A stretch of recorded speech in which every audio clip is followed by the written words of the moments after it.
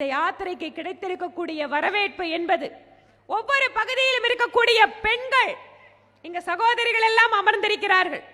இன்று பாரதிய ஜனதா கட்சிக்கு மகளிருடைய ஆதரவு என்பது நாடு முழுக்க பெருகிக் கொண்டிருக்கிறது. சமீபத்தில் நடந்து முடிந்த மத்திய பிரதேசம், ராஜஸ்தான் மாதிரியான மாநிலங்களில் எப்படி பாஜக வெற்றி பெற்றது என்று பல்வேறு அரசியல் அந்த விற்பனர்கள் எல்லாம் பேசுறாங்க, ஸ்ட்ராட்டஜிஸ்ட் எல்லாம் யோசிக்கிறாங்க. கடைசியில் ஒரு முடிவுக்கு வர்றாங்க. பெண்கள் அதிகமாக பாஜகவிற்கு வாக்களித்ததால் பாஜக ஜெயித்திருக்கிறது என்று. கூடுதலாக இன்னும் ஒரு ஆச்சரியகரமான தகவல், வழக்கமா தேர்தல்களில் ஆண்கள் அதிகமாக வாக்களிப்பார்கள், பெண்கள் குறைச்சலா வாக்களிப்பாங்க. ஏனென்றால் வழக்கமாவே ஒரு ஹிஸ்டாரிக்கலாவோ ஒரு ட்ரெடிஷனலாவோ பெண்கள் அதிகமாக அரசியல்ல ஈடுபாடு காட்ட மாட்டாங்கன்னு.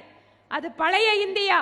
பிரதமர் மோடி அவர்கள் வந்ததற்கு பின்பாக உத்தரப்பிரதேசம் ஆகட்டும், உத்தராகண்ட் ஆகட்டும், கோவா ஆகட்டும், மணிப்பூர் ஆகட்டும், ராஜஸ்தான், மத்திய பிரதேசம், இந்த மாதிரி மாநிலங்களில் ஆண்களை விட பெண்கள் அதிகமாக வாக்களித்திருக்கிறார்கள். அதனால் பாஜக ஜெயித்திருக்கிறது என்று பத்திரிகைகளில் எழுதி கொண்டிருக்கிறார்கள். உண்மை. பெண்களுடைய முன்னேற்றம், பெண்களுடைய கல்வி, பெண்களுடைய உடல் நலம், எல்லாவற்றிற்கும் மேலாக பெண்கள் தலைமை ஏற்கின்ற முன்னேற்றம் என்பதை பாரத பிரதமர் நரேந்திர மோடி இப்போது இந்த நாட்டிலே காட்டிக் கொண்டிருக்கிறார். இன்று உலகத்தில் இருக்கக்கூடிய பல்வேறு நாடுகளில், வளர்ந்த நாடுகளில் எல்லாம் கூட பெண்களுக்கு சமத்துவம் இருக்கிறதா என்கின்ற கேள்வி இருக்கின்ற பொழுது, இந்தியாவிலே ஆண் குழந்தைகளை விட காலம் காலமாக பெண் குழந்தைகள் குறைவாக இருப்பதுதான் வழக்கம்.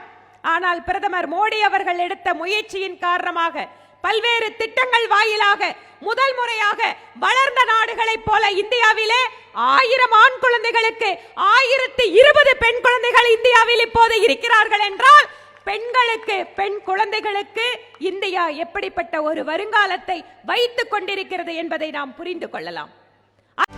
செய்திகளை உடனுக்குடனும் துல்லியமாகவும் தெரிந்து கொள்ள சப்ஸ்கிரைப் பண்ணுங்க.